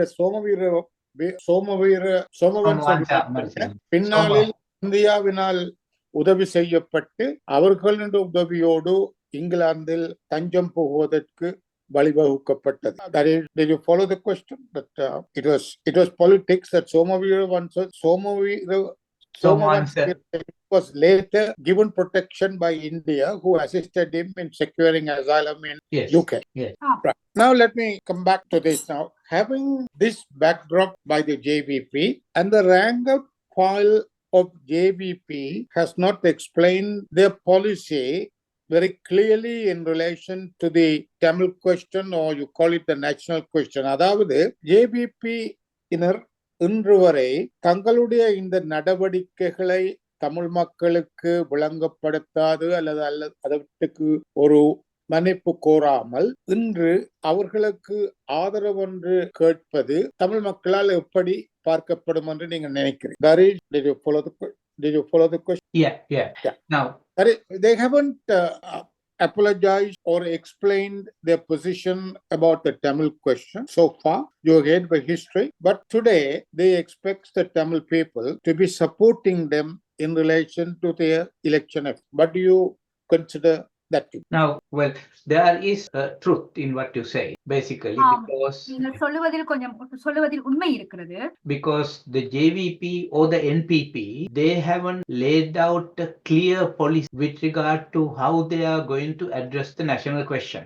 That is true. ஜேவிபியோ விடுதலை புலிகளினரோ தேசியவாதம் தொடர்பான தெளிவான தமது கொள்கைகளை வெளிப்படுத்தி இருக்கவில்லை. But on the other hand, the JVP and the NPP have moved away from their hardline positions they held during those days. அதே சமயம் மறுபக்கம் ஜேவிபி மற்றும் என்பிபி கட்சி அமைப்பினர் தமது கடுமையான போக்கினை அந்த காலத்திலே அவர்கள் கடைபிடித்த கடுமையான போக்கினை மாற்றி. Now, any organization, any association, they will not have a certain policy right throughout their existence. எந்த ஒரு குழுவோ அல்லது அமைப்பானது ஒரே கொள்கையை தொடர்ச்சியாக அல்லது ஒரே மாதிரியான கொள்கையை தொடர்ச்சியாக கொண்டிருப்பது. All political organizations in Sri Lanka, they have changed their stances, opportunistically, depending on the circumstances. இலங்கையிலுடைய கட்சிகள் பலவும் சந்தர்ப்பத்துக்கு ஏற்றவாறும் காலத்துக்கு ஏற்றவாறும் தங்களுடைய கொள்கைகளிலே மாற்றங்களை கொண்டிருக்கிறார். Now, the NPP's and the JVP's position with regard to the national question, it is not clear. They have not come out with a clear, but on certain occasions, they have come out with bits and pieces about their policy. NPPS O JVP அமைப்பினரோ தேசியவாதம் தொடர்பான கொள்கைகளை தெளிவான விளக்கங்களை கொண்டிருக்கவில்லை. ஆனாலும் ஆங்காங்கே அவர்கள் சில விடயங்களை வெளிப்படுத்தி. For example, in the NPP published a statement, I think the policy declaration, like most probably at the 2015 presidential elections or general elections, and they had laid out a bit of a policy with regard to the national question, and it was completely different from their previous position. குறிப்பாக 2015ஆம் ஆண்டு காலப்பகுதியிலே அவர்களுடைய கொள்கை விளக்கத்திலே அவர்கள் ஆரம்பத்தில் காணப்பட்டிருந்த விடயங்களில் இருந்து மாறுபட்ட விதமான கொள்கைகளை கொண்டிருந்தார்கள் என்பதை காணக்கூடியதாக இருக்கு. Now, if I speak about the current position of the NPP and the JVP, what they say is they will accept the 13th amendment to the constitution because it is already in the constitution and it is being implemented, that is partly, and the provincial council system which they originally opposed. அந்த வகையிலே அவர்களுடைய தற்போதைய கொள்கையானது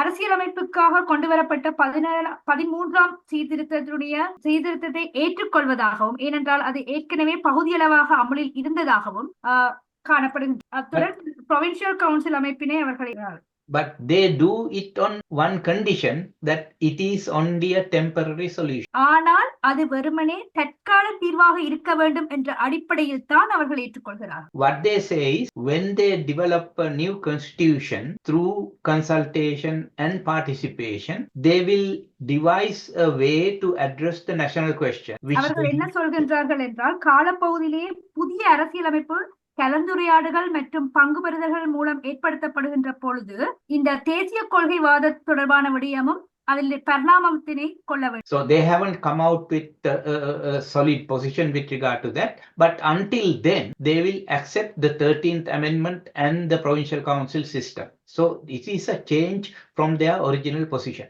இதன் அடிப்படையிலே அவர்கள் தெளிவான ஒரு இடத்திலே கொண்டிருக்காவிட்டாலும் புதிய அரசியலமைப்பானது உருவாக்கப்படும் வரை 13ஆம் திருத்தத்தினை ஏற்றுக்கொள்வதாக அவர்கள் கூறியிருக்கின்றார்கள்.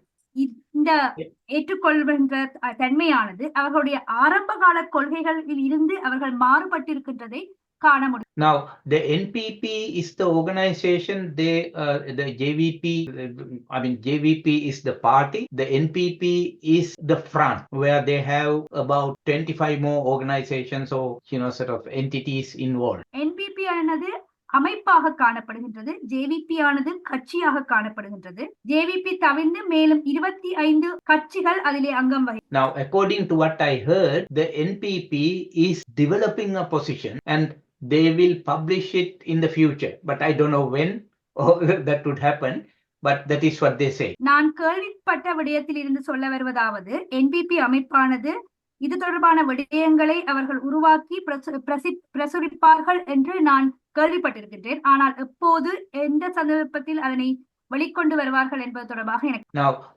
another matter on which I differ from the JVP, and JVP-னுடைய கொள்கைகளிலிருந்து நான் மாறுபடுகின்ற மற்றொரு விடயமானது, that their concentration is mainly or only on the economic issue, the economy, how to fix the economy.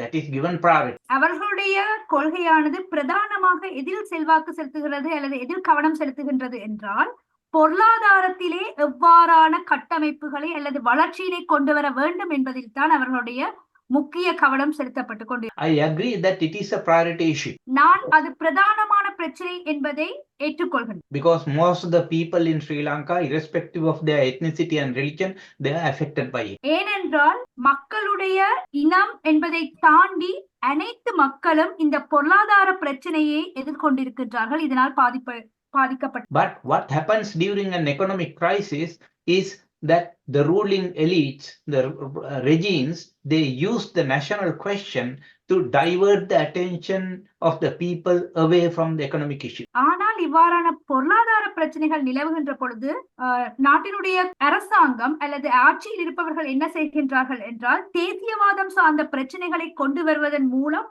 இந்த பொருளாதார பிரச்சனைகளில் இருந்து மக்களை திசை திருப்புகின்றார். And that is what happened in the 1950s in Sri Lanka. அவ்வாறான ஒரு நிகழ்வுதான் 1950ஆம் ஆண்டு காலப்பகுதியிலும் இலங்கையில் நடைபெற்றது. Now to focus on that, what you have been explaining, it is correct.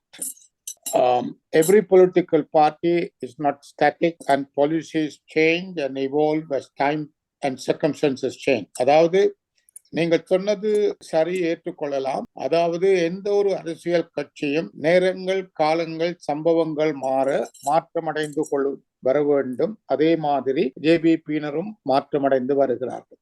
That's fine. They need to change. Yeah. I don't.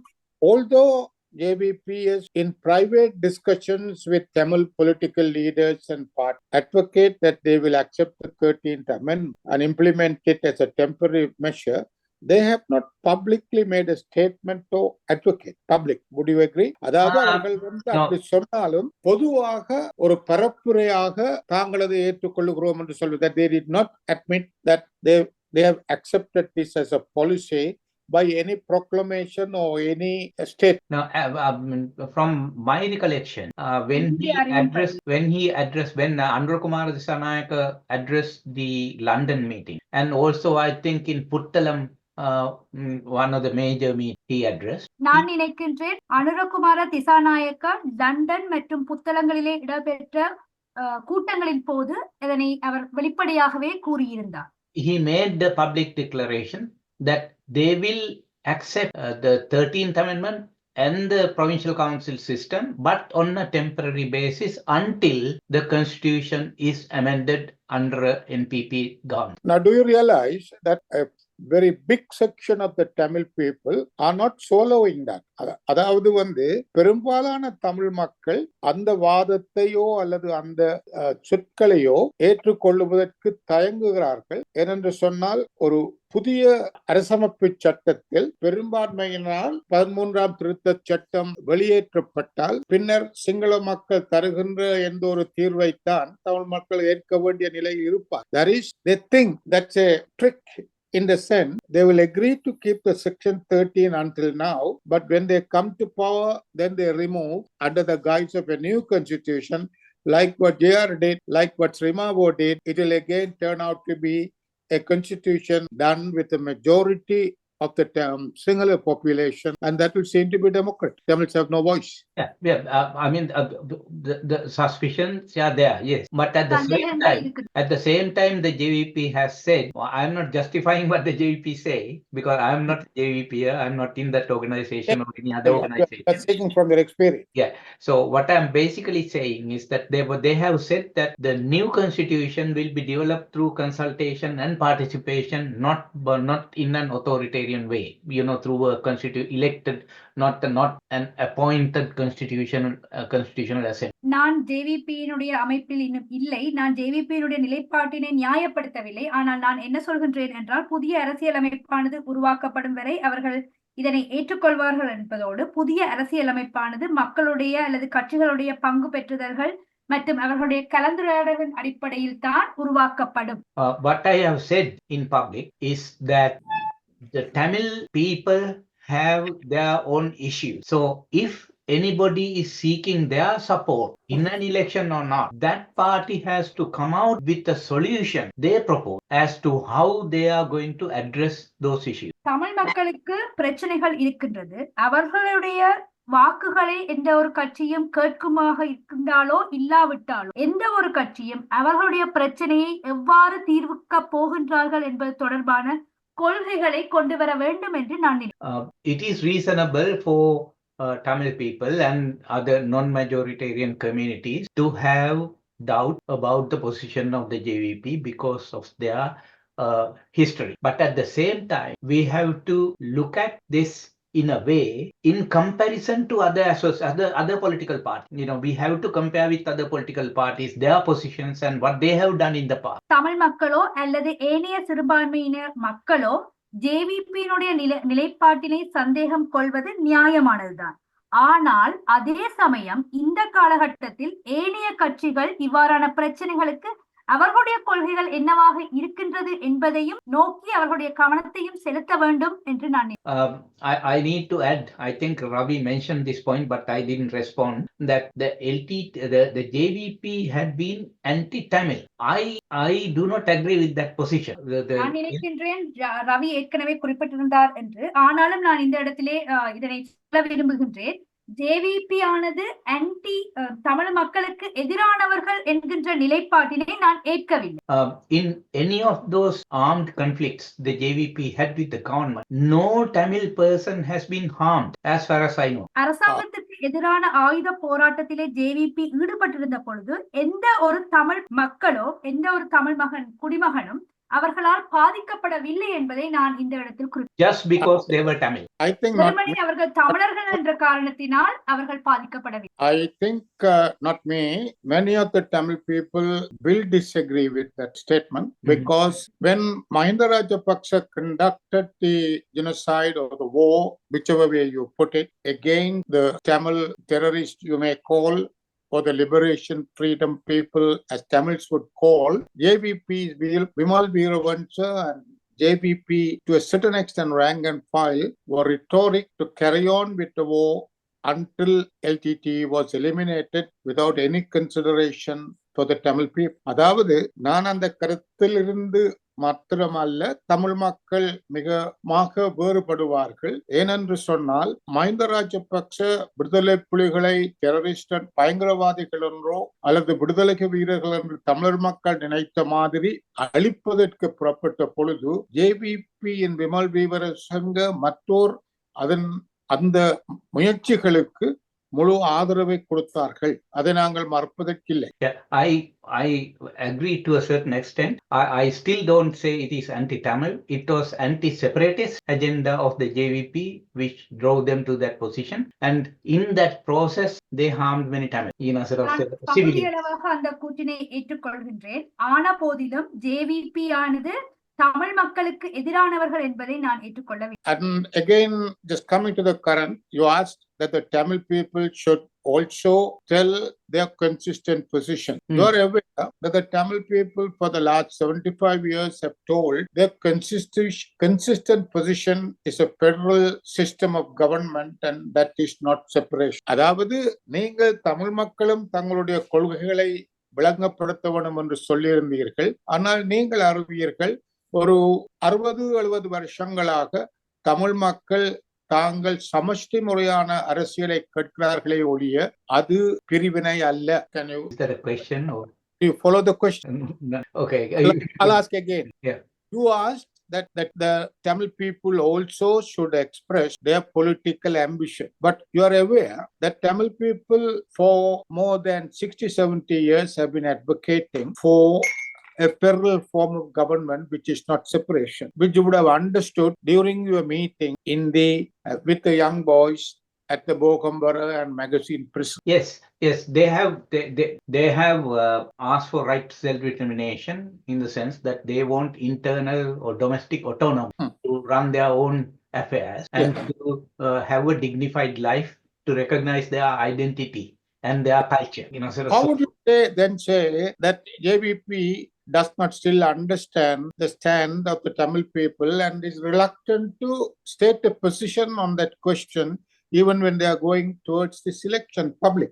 அப்படியாக இருந்தால், I'll translate, அப்படியாக இருந்தால் நீங்கள் என்னென்று கூறுவீர்கள்?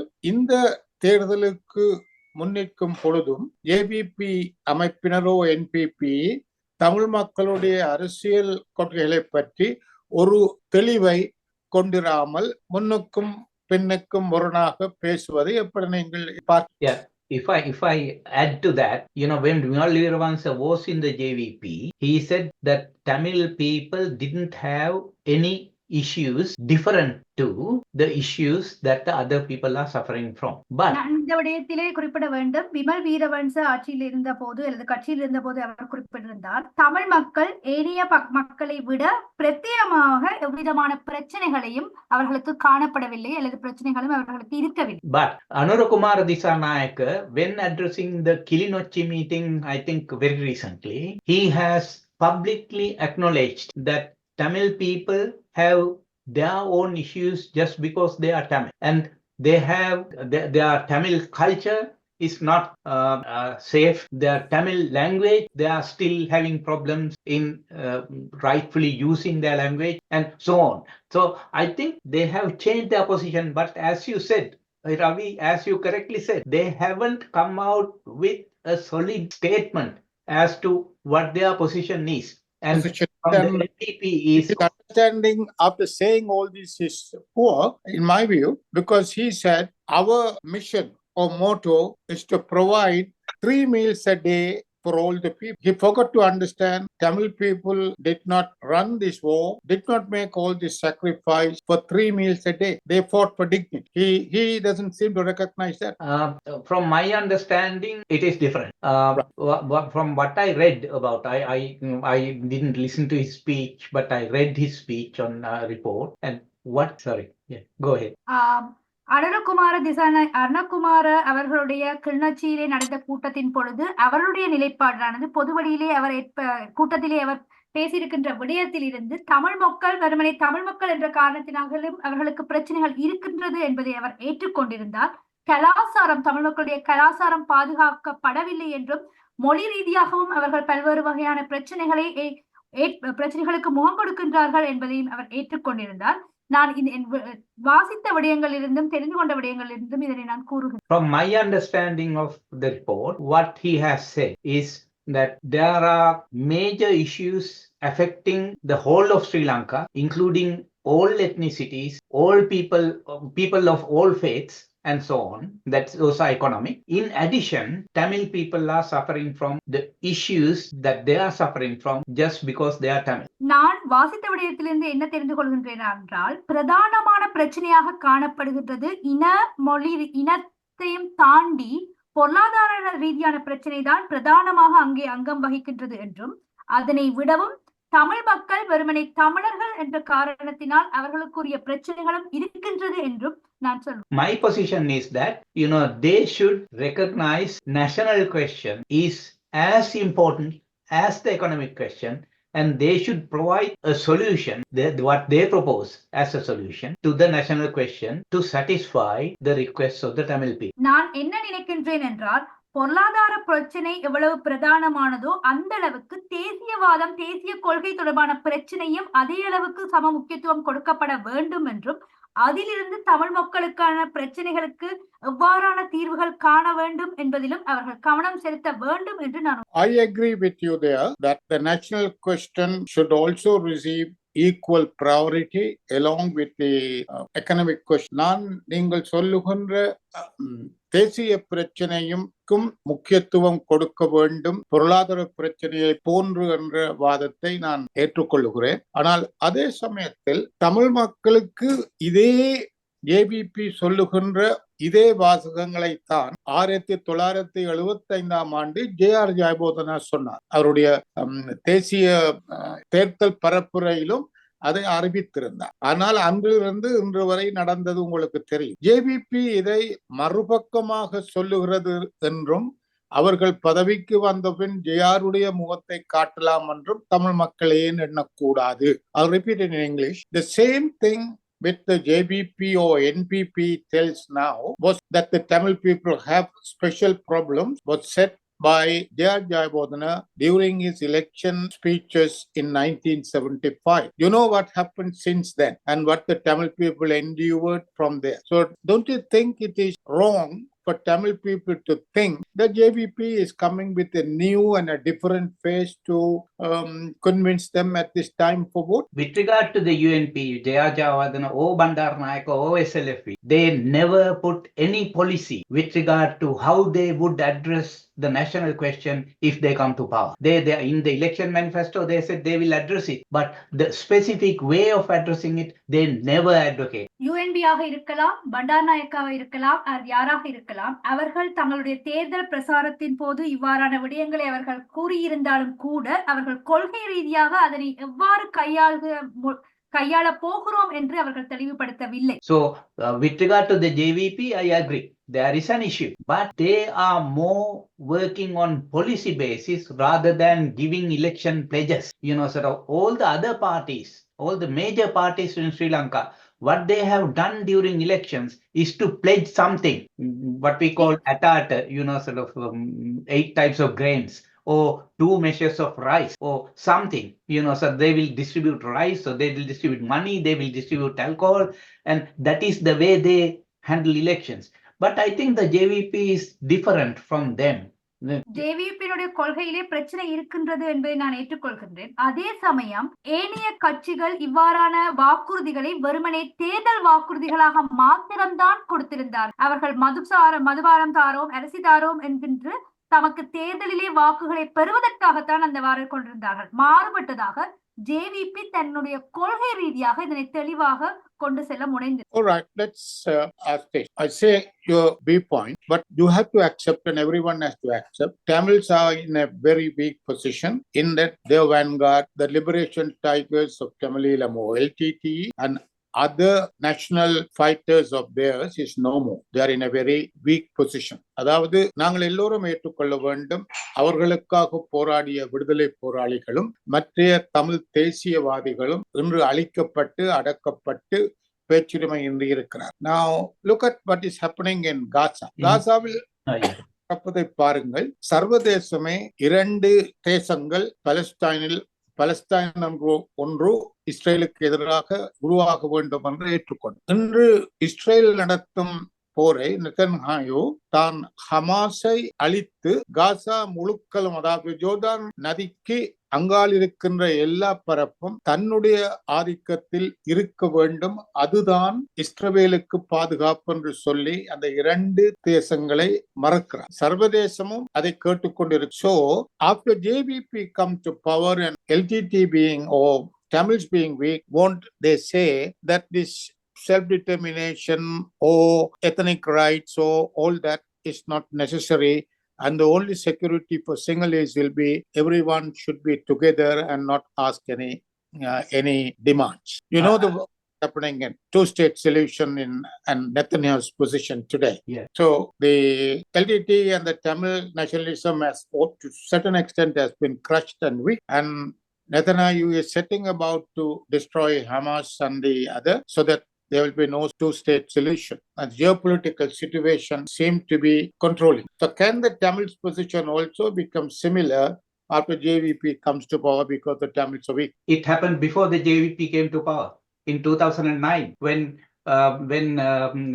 Mossad, led by the secret police of of Israel and the CIA and RAW, they advised the Sri Lankan government, and they did what they are doing to Gaza in Mullatiu during those days. So I mean, that's what I said, that this JVP making up a policy declaration and all that on the ethnic front, could it be a facet for the election? அதாவது JVP தாங்கள் இனப்பிரச்சனைக்கான ஒரு தீர்வை ஒரு பாலிசியாக உருவாக்கி கொண்டிருக்கிறோம் என்பதெல்லாம் இந்த தேர்தலுக்கான ஒரு பசப்புரையாக இருக்க முடியுமா என்று? Can that be a facet simply for the election that they are trying to work out a policy on the national question? I don't think so, because JVP has been developing policies. We may agree with that policy or we may not agree with that policy. That's a different thing. But they have been right through fighting on a policy platform. Even in the 70s, we did that. And afterwards, sort of say, I don't agree with what they did during the ethnic conflict, but during the war. But, they have had consistently a policy platform on which they fought. நான் இதனை ஏற்றுக்கொள்ளவில்லை. ஏனென்றால் JVP தொடர்ச்சியாக 1970ஆம் ஆண்டு காலப்பகுதியிலிருந்து தொடர்ச்சியாக அந்த கொள்கைகளை மாற்றியமைத்து கட்டமைப்புகளை ஏற்படுத்தி வருகின்றது. அந்த வகையிலே பார்ப்போமாக இருந்தால் 1970ஆம் ஆண்டு காலப்பகுதியில் கூட நாங்கள் இவ்வாறான விடயங்களை செய்திருந்தோம். ஆக தொடர்ந்து அதனை செய்து கொண்டு வருகின்றார்கள். ஆகவே நான் But not the other parties. ஆனால் மற்ற கட்சிகள் அவ்வாறு செய்யவில்லை. Alright, our time is also limited. I'll come to next important question. நேரம் குறைவாக இருப்பதால் நான் அடுத்த கேள்வி, உங்களுடைய சோவியனம் காரணமாகவும் நான் அடுத்த கேள்விக்கு முக்கியமாக வருகிறேன். அனுரகுமார திசாநாயக்க தற்சமயம் புலம்பெயர் தமிழ் மக்கள் அதிக அளவில் கூடியிருக்கும் கனடா நாட்டுக்கு போகிறார். அங்கு தமிழ் மக்களுக்கு சொல்லக்கூடிய செய்தியினால் அவர்களை கவரக்கூடியதாக இருக்கும் என்று நீங்கள் நம்புகிறீர்களா? That is, Anurakkumar Dissanayake is now going or is in Canada. Do you believe there being a very strong and vocal diaspora of Tamils in that country, that he would be able to explain and convince them on his policies towards a national question? Yeah. According to what I heard, actually I heard it yesterday, during his visit in Canada, he will be meeting the Tamil community and Muslim community separately. I mean, other than having public meetings for the general community. நான் நேற்று தெரிந்து கொண்ட விடயத்திலிருந்து அவர் Canada பிரயாணத்தின் பொழுது தமிழ் மட்டுமின்றி முஸ்லிம் சமூகத்தினரையும் தனிப்பட்ட ரீதியிலே அவர்களுடைய அமைப்புகளை சந்தித்து பேச்சுவார்த்தை நடத்துகின்றார் என்று நான் அறிந்திருந்தேன். I think it is important because we have to continue this dialogue and convince that the JVP has to come out with a solid position, solid policy with regard to what they are doing. And for that, if we break the dialogue, that wouldn't happen. We have to continue the dialogue and pressurize them to நான் என்ன நினைக்கின்றேன் என்றால், இது முக்கியமானதாகும். தொடர்ச்சியாக இவ்வாறான பேச்சுவார்த்தைகளில் தொடர்ந்து JVP-யினர் ஈடுபட வேண்டும். அவ்வாறு அவர்கள் ஈடுபடுவதன் மூலமாகத்தான் அவர்களுடைய நிலைப்பாட்டினை மக்களுக்கு தெளிவுபடுத்த முடியும் என்று நம்புகிறேன்.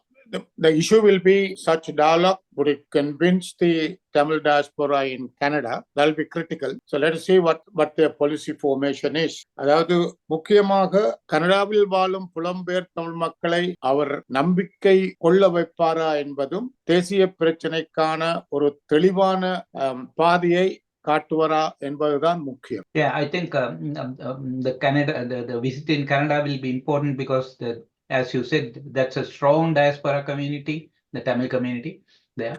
And if the dialogue goes forward, and if the Tamil community could convince Anurakumar Dissanayake that the JVP has to develop a solid position with regard to the national question, that will be a strong positive thing. நான் என்ன நினைக்கின்றேன் என்றால் அவருடைய Canada பிரயாணத்தின் பொழுது இவ்வாறான தொடர்ச்சியான பேச்சுவார்த்தைகளில் ஈடுபடுவதன் மூலமும் தமிழ் மக்களை சமாதானப்படுத்துவதன் மூலமும் கொள்கைகளிலே அதனை தெளிவுபடுத்துவதன் மூலம் செய்வதாக இருந்தால் அது தெளிவான நேர்மறையான முடிவுகளை கொண்டு வரும் என்று நான் நம்புகிறேன். One final question, Lionel. If the presidential elections or parliamentary elections come, particularly the presidential election, do you think that Tamil people can place faith on JVP and vote for them? அதாவது நாளைக்கு ஜனாதிபதி தேர்தலோ அல்லது பொது தேர்தலோ வருமானால் தமிழ் மக்கள் JVP கட்சியில் நம்பிக்கை வைத்து அவர்களுக்கு வாக்களிக்க வேண்டும் அல்லது வாக்களிப்பது நல்லது என்று நீங்கள் நினைக்கிறீர்களா? I cannot advise the Tamil community as to what to do during an election. But if I compare the situation of the JVP with regard to other political parties in Sri Lanka and other political organizations, I would say the NPP is the most suitable organization to vote, because all the other parties, from my consideration, they are not even up to the level of the NPP. Tamil மக்கள் யாருக்கு வாக்களிக்க வேண்டும் என்பது தொடர்பாக நான் அறிவுரை வழங்க முடியாது. ஆனால் நான் என்ன சொல்ல விரும்புகின்றேன் என்றால், ஜேவிபியினுடைய கொள்கைகள் ஏனைய கட்சிகளுடைய கொள்கைகள் அல்லது அவர்களுடைய நிலைப்பாட்டிலிருந்து நாங்கள் அலசி பார்ப்போமாக இருந்தால் நாங்கள் இந்த ஜேவிபியினுடைய கொள்கைகள் தெளிவானதாக இருக்கின்றது என்று நான் நினைக்கின்றேன். அது ஏனைய கட்சிகளிடம் அவ்வாறான கொள்கைகள் இல்லை. நன்றி லானல். நீங்கள் உங்களுடைய வருத்தத்தின் இடையிலும் நேரமின்மையிலும் இந்த செவியை எங்களுக்கென்று தந்ததற்கு. ஆனால் இது முன்கூட்டியே பதியப்பட்டதால் எங்களுடைய நேயர்கள் நேரடியாக உங்களிடம் இவைகளை பற்றி கேள்விகள் கேட்க முடியாமல் இருக்கின்றது. ஆனால் இது ஒளிபரப்பிய பின் உங்கள் சுவீனங்கள் ஆறிய பின் நாங்கள் இன்னொரு நாள் உங்களை நேரடியாக நேயர்களுடன் கலந்துரையாடுவதற்கு ஏற்பாடு செய்யலாம் என்று எண்ணியிருக்கிறோம். அதுக்கு நீங்கள் பங்கு பற்றுவீர்கள் என்றும் நினைக்கிறோம். நீங்கள் இந்த செவ்வியை தந்ததற்கு ஃபோக்கஸ் தமிழ் சார்பில் மனமார்ந்த நன்றியை தெரிவித்துக் கொள்வோம். லானல், thank you for participating and granting this interview despite your sickness and there being no time. You will note that this is a pre-recorded interview which we will place it before the listeners who did not have opportunity to ask any questions on your comments directly from you. But we hope after you get well and find some time, we will arrange another meeting so that the listeners would be able to ask questions directly from you for their clarification. Thank you. Yeah. Thank you very much, Ravi, and thank you, Pavithira, for the translation, and thank you for the opportunity. And we are pleased that we are able to bring views of people like you to the Tamil people directly through this interview. Thank you. Okay. Good night, everybody. Thank you. Good night. I'll hope to get the recording or the link soon so that I can pass. Okay? Yeah.